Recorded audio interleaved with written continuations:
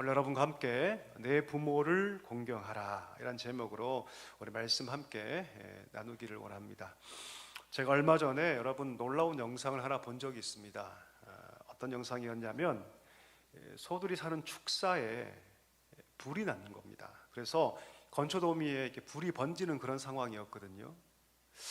근데 불이 번질 때 한 어린 송아지가 이 불을 보고 어찌할 바를 모르는 거예요. 불이 크게 번지고 있었거든요. 근데 그 옆에 있던 어미소가 갑자기 어떤 행동을 하냐면 자기 새끼한테 불이 번져가니까 그 어미소가 불길 위로 그 몸을 누이더라고요. 그리고 자기 몸을 막 비벼가면서 그 불을 끄는 겁니다.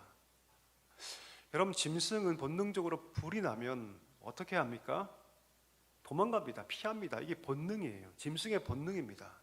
근데 그 영상 보니까 자기 새끼를 살리기 위해서 그 불 위에 자기 몸을 던져서 몸을 막 비벼가면서 그 소가 불을 끄는 장면이 저한테는 굉장히 충격적이었습니다. 물론 우리가 다 알고 있죠. 뭐 짐승에게도 모성애가 있다는 거 다 알고 있지 않습니까? 근데 저 정도로 모성애가 있을 수 있구나라는 것들을 볼 때 너무나 큰 충격이었고 또 한편으로 굉장히 큰 감동을 제가 받았습니다. 여러분, 사람에게는 동물이나 할 거 없이 다 모성애가 있습니다. 또 아버지에게는 뭐가 있습니까? 부성애가 있죠. 정도의 차이 있겠지만 모든 부모님들에게는 어떤 마음이 있냐면 자식을 향한 일방적인 사랑이 우리 가운데 있습니다. 자식을 위해서 항상 최선의 것을 주려고 하죠. 물론 때때로 자녀들은 부모에게 불만족스러울 수 있습니다. 왜 우리 부모님은 이것밖에 되지 않을까? 왜 우리 부모님은 나에게 이것밖에 줄 수 없을까라고 불평할 수 있겠지만 확실한 건 무엇이냐면 세상의 모든 부모님들은 자식에게 최고의 것을 주려고 합니다.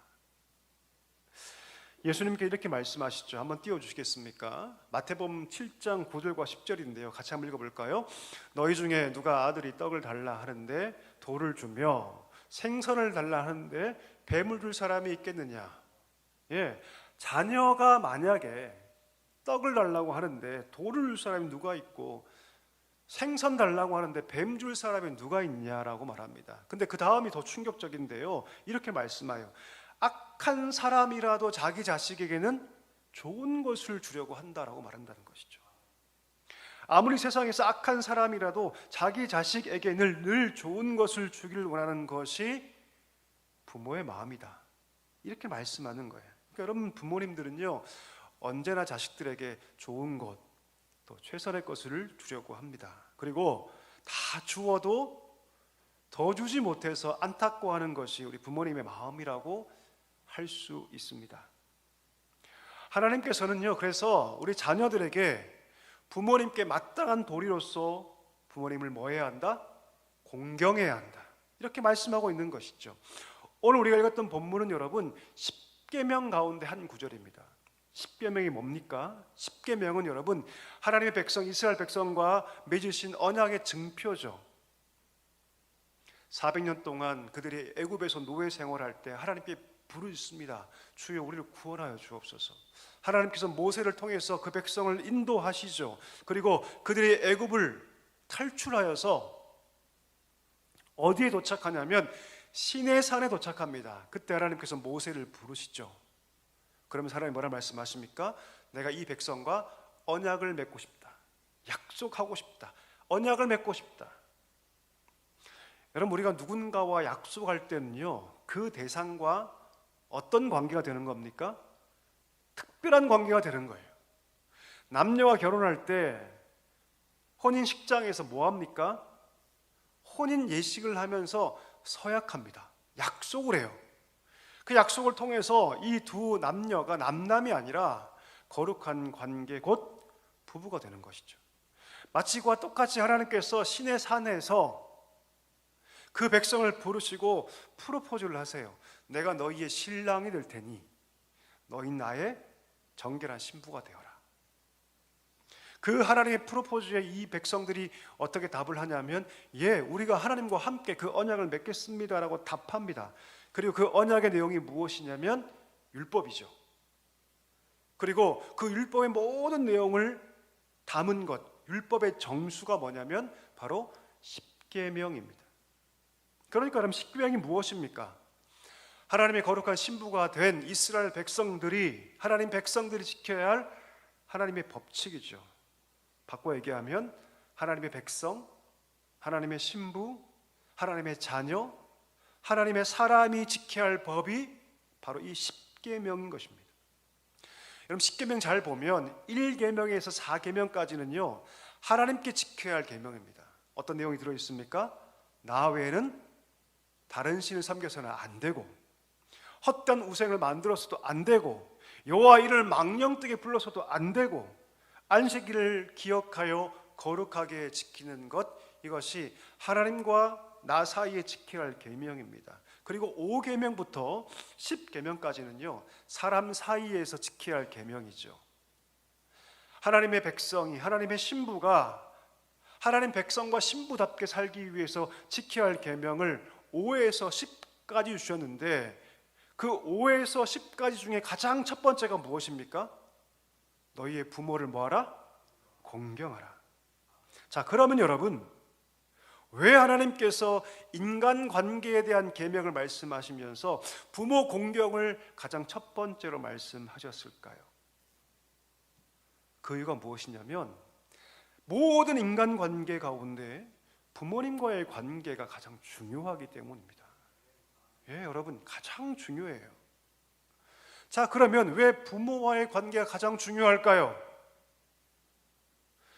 밖에 나가서 길거리 가면서 이 십계명 보여주면서 뭐가 제일 중요합니까? 라고 물어보면 사람들은 다른 얘기 할 겁니다. 예를 들어 볼까요?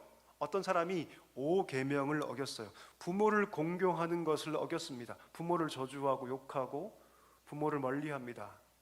어떤 사람은 6계명을 어겼어요. 살인했습니다. 이 두 가지를 범한 사람을 비교하면서 세상 사람들에게는 누가 더 큰 죄를 지었습니까? 묻는다면 어떤 대답할까요? 예, 당연히 살인한 사람이 훨씬 더 큰 죄입니다라고 얘기할 겁니다. 다른 계명과 비교해도 마찬가지죠. 간음하지 말라, 도둑질하지 말라 등등과 비교하면 오히려 그것이 훨씬 더 큰 죄라고 얘기할 겁니다. 그런데 하나님께 다르게 말씀하시죠. 뭐라 말씀하십니까? 살인하는 것보다, 간음하는 것보다, 도적질하는 것보다, 이웃을 해치기 위해서 거짓 증거하는 것보다, 남의 아내를 빼앗고 남의 재물을 빼앗는 것보다 너희의 부모를 공경하지 않는 것이 훨씬 더 큰 죄다 라고 하나님 말씀하시는 거예요. 무슨 말입니까? 다른 것보다 우선하여 가장 먼저 지켜야 할 것이 무엇이다? 너희의 부모를 공경하는 것이다. 이것을 말씀하는 거예요. 왜 그렇게 말씀하실까요? 모든 인간관계의 기본이고 모든 인간관계의 기초이기 때문입니다. 우리 한번 생각해 볼까요? 가족은 어떻게 만들어지나요? 남녀가 만나서 부부가 되어서 비로소 가족이 시작됩니다. 그리고 자녀가 태어나죠. 그 자녀가 태어나면서 가장 먼저 만나는 사람이 누굽니까, 여러분? 부모님이에요. 바꿔 얘기하면 부모님이 없으면 내가 존재할 수가 없습니다. 나를 이 땅에 태어나게 하신 분이 누구십니까? 부모님이에요. 아이가 태어나서 가장 먼저 만나는 사람이 부모님이고 가장 나를 사랑해 준 이가 누굽니까? 부모님이에요. 우리 인간이 인간으로 태어나서 가장 먼저 관계를 맺고 가장 극진한 사랑을 받는 이가 누구냐면 부모님이에요. 정리하면 나의 존재를 있게 한 근원, 나를 살게 했고 내 생명을 이어준 이가 누구냐면 부모님이세요. 따라서 여러분, 부모님을 공경하는 것은 너무나 당연합니다. 근데 문제는 무엇입니까? 너무나 당연한데, 너무나 당연한 것임에도 불구하고 사람들이 그걸 잊고 산다는 데 있습니다. 만약 우리가 이걸 잘 지켰다면 하나님께서 5계명에 이 말씀을 넣으셨을까요? 아니요, 넣지 않으실 겁니다. 잘한데 왜 넣을까요? 필요 없겠죠. 너무나 당연한 것임에도 불구하고 우리 인간들이 그 당연한 의무를 하지 않기 때문에 하나님께서 모든 인간관계의 첫 번째 계명에 부모를 공경하라고 말씀하고 있는 것이죠. 오늘 본문에서 우리가 좀 주의해서 볼 문구가 있습니다. 어떤 문구냐면 띄워주시죠. 우리 같이 한번 읽어볼까요? 같이 읽겠습니다. 내 하나님 여호와께서 명령한 대로. 그럼 신명기 5장은요 10계명을 설명하고 있는데 10계명 중에서 이 표현이 들어간 문구는 2개밖에 없어요. 어떠한 계명이냐면 4계명과 5계명. 4계명이 뭡니까? 안식일을 기억하여 거룩하게 지키라. 5계명은 우리가 말했던 부모를 공경하라. 이 2가지 명령에만 이 표현이 들어갑니다. 모든 계명이 다 하나님의 명령이죠. 근데 하나님께서 특별히 4계명과 5계명, 안식일을 기억하여 거룩하게 지키라, 이 말씀과 더불어서 부모를 공경하라에 이 표현을 덧붙이십니다. 내 하나님께서 명령하신 대로, 내 하나님 여호와께서 명령하신 대로. 그러면 다른 모든 것이 다 하나님의 명령인데 왜 하필 4계명과 5계명만 하나님께서 이 표현을 붙이셨을까요? 그 이유는 중요하기 때문입니다. 너무나 중요해요. 모든 계명 가운데 안식일을 기억하여 거룩하게 지키는 것 너무너무 중요하고 부모를 공경하는 것이 너무 중요하기 때문입니다. 여러분, 하나님의 관점에서는요 안식일을 기억하고 지키는 것만큼 뭐가 중요하다? 내 육신의 부모를 공경하는 것이 굉장히 중요하다. 이것을 분명히 알 수 있기를 간절히 소망합니다. 하나님이 얼마나 부모 공경에 중요하게 생각하시는가를 알 수 있어야 한다는 것이죠. 여러분, 자 그러면 우리 한번 생각해 볼까요? 부모를 공경한다는 것이 뭘까요? 부모를 공경한다. 어떤 사람들은요 부모를 공경한다는 것을 말씀을 잘 듣는 것이라고 생각할 수 있습니다. 어떤 사람들은 부모를 공경하는 것을 부모의 마음을 편안하게 해주는 것, 노후를 보장해 주는 것, 부모님의 필요를 채워주는 것 등등으로 각자 다른 답을 할 수 있습니다. 근데 여러분, 본질적으로 우리가 히브리어 원문을 통해서 그 단어를 살펴보면 그 의미가 명확해집니다. 부모를 공경하다 할 때 그 공경이란 단어가 카베드란 단어예요. 카베드. 이게 원 의미가 무엇이냐면 무겁게 여기다. 누군가를 무겁게 여기는 거예요, 여러분. 여러분, 이 담임 목사인 저가 여러분 이렇게 가면 좀 무거우시죠? 안 무거우십니까, 여러분? 우리가 보통 막 싸울 때 어떤 말로 싸웁니까? 네가 나를 무시해? 네가 나를 가볍게 여겨? 안중에도 없게 느껴? 상대방이 나를 무시한다는 것은 여러분 가볍게 여기는 거예요. 그러니까 여러분, 이 공경이라는 것은 무엇이냐면 내 부모님을 누구보다, 내 친구보다, 심지어 내 배우자보다, 내 자녀보다 내 부모님을 무겁게 여기는 겁니다. 이게 카페드예요. 어떤 누구보다 우리 부모님이 좀 못 배우셨어도, 우리 부모님이 가진 것이 별로 없어도, 우리 부모님이 나와 함께한 시간이 좀 적어도 어떤 누구보다 우리 부모님이 내게 무거운 분이다. 여러분, 무거운 사람은요 존중하게 됩니다. 무겁기 때문이죠. 그의 말이 내게 무겁고 그의 삶이 내게 무거우면 여러분 그 사람을 무시할 수가 없어요. 우리가 왜 그를 무시합니까? 가볍기 때문이죠. 그의 말이 내게 가볍고 그의 행동과 삶이 가볍게 느껴지기 시작하면 그를 무시해요.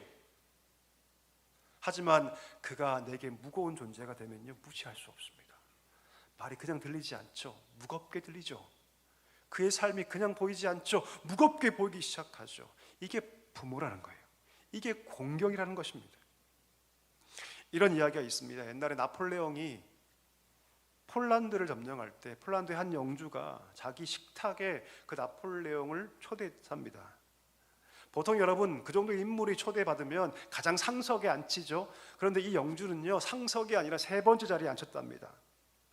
그걸 보고 있던 옆에 부하들이 화를 냈어요. 아니, 지금 잘 보여도 시원찮을 판에 후환이 두렵지 않습니까? 그때 그 영주가 뭐라고 얘기합니까? 이 2 자리는 곧 나오실 저희 부모님 자리입니다. 우리 부모님 연로하셔서 좀 늦게 나오시는데 이해해 주십시오. 황제 폐하가 전 프랑스에서 가장 높은 분일지 몰라도 제게는 우리 부모님이 가장 높으신 분입니다. 이해해 주십시오. 어떻게 반응했을까요, 나폴레옹이? 그 글에 보니까 너무나 기뻐했다, 너무나 감동을 받았다라고 기록되어 있습니다. 여러분, 부모님을 무겁게 여긴다는 것은 바로 그런 겁니다. 어떤 누구보다도 우리 부모님이 내게 무거운 분이다. 무겁기 때문에 그분을 존중하고요, 무겁기 때문에 여러분 그분을 위대한 부분으로 따라갈 수밖에 없다는 것이죠. 이것이 뭡니까? 공경하는 거예요. 무겁게 여기는 거. 심지어 여러분 레위기 19장에 보니까 하나님께서 어떤 표현을 쓰신 줄 아십니까? 한번 읽어볼까요? 레위기 19장 3절 말씀 같이 한번 읽겠습니다. 너희 각 사람은 부모를 경외하고 나의 안식일을 지키라. 나는 너희 하나님 여호와니라. 어떤 표현을 쓰시냐면 경외하다라는 말을 씁니다. 여러분 경외라는 단어는요, 야라는 단어예요. 야라 한번 따라할까요? 야라. 이 야라는 단어는 여러분 하나님께만 쓰는 단어예요. 보통 여호와를 경외하라 할 때 쓰는 단어가 바로 이 야라 단어입니다. 근데 하나님께서는요, 이 단어를 부모와 연결되어 쓰고 계신 것이죠. 하나님과 연결되어 쓰는 그 단어를 하나님께서 부모 공경에 연결해서 사용하고 계십니다. 무슨 뜻일까요? 하나님께서는 여러분 우리에게 뭐라 말씀하시냐면 부모를 공경하되 마치 하나님을 경외하고 예배하는 것처럼 뭐하라? 대하라. 그렇게 말씀하고 있는 것입니다. 우리가 오해하지 말아야 합니다. 부모를 신격화해서 우상 숭배하는 것처럼 그렇게 섬기라, 그런 뜻이 아니에요. 여러분 우리가 알듯이 하나님께서는요, 이 세상 그 어떤 것도 하나님의 자신을 대신하는 것을 싫어하십니다. 근데 하나님은요, 우리에게 너희 부모를 마치 하나님 공경하는 것처럼, 하나님을 경외하는 것처럼 그렇게 대해야 한다라고 말하고 있는 것이죠. 하나님을 대하듯이 그렇게 너희 부모님을 대해야 한다라고 말하고 있는 것이죠. 물론 하나님과 부모님을 같은 자리에 놓을 수 없습니다. 자, 그런데 우리가 분명히 알아야 할 것은 무엇이냐면 하나님께서 부모님에게 허락하신 그 권위는 세상의 그 어떤 사람의 권위보다 높다는 것이죠. 그것을 인정해야 한다. 부모님의 권위가 하나님께로부터 부여된 권위라면 부모님을 무겁게 여기고 부모님을 멸시하거나 부모님을 하대하거나 함부로 대해서는 절대 되지 않는다라고 얘기합니다. 여러분 우리 부모님이 다른 사람보다 조금 못한 것처럼 볼 수 있습니다. 덜 가질 수도 있죠. 하지만 여러분 그와 상관없이 우리 부모님이 나에게 하나님처럼 높여져야 할 분이고 내게 무거운 분인 것을 기억할 수 있게 되기를 간절히 소망합니다. 여러분 남녀간의 사랑은 조건적이죠. 그렇죠? 남녀간의 사랑은 조건적이에요. 여러분 내가 좋으니까, 내가 보기에 이득이 되니까, 내가 보기에 좋으니까 우리가 사랑하지 않습니까? 근데 이는 부모를 향한 사랑은 조건적이 되어서는 안 됩니다.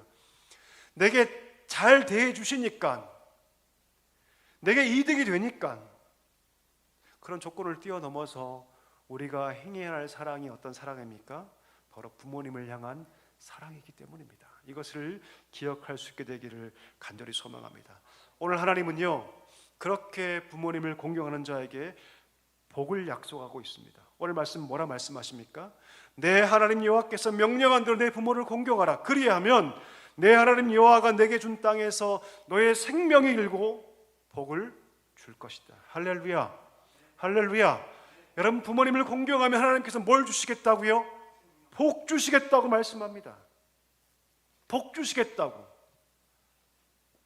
하나님께서 여러분 10가지 계명 중에 복을 약속하신 계명은 2개밖에 없어요. 뭔지 아십니까? 우상 만들지 말라. 그리하면 내가 1000대까지 그 은혜를 베풀 것이다. 이 계명하고 여러분 오늘 말하고 있는 이 부모 공경의 계명밖에 없습니다. 놀랍죠? 제가 앞서 내 하나님 여호와께서 말씀하신 대로 이 표현 걸리는 거 2가지밖에 없다. 4계명과 5계명.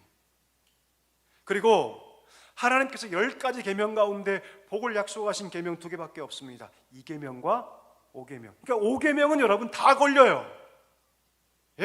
하나님이 복을 주신 계명에도 걸리고요, 하나님께서 말씀하신 대로 반드시 행해야 한다는 것도 걸립니다. 그만큼 하나님께서 여러분 부모 공경에 대해서 강조하고 계십니다.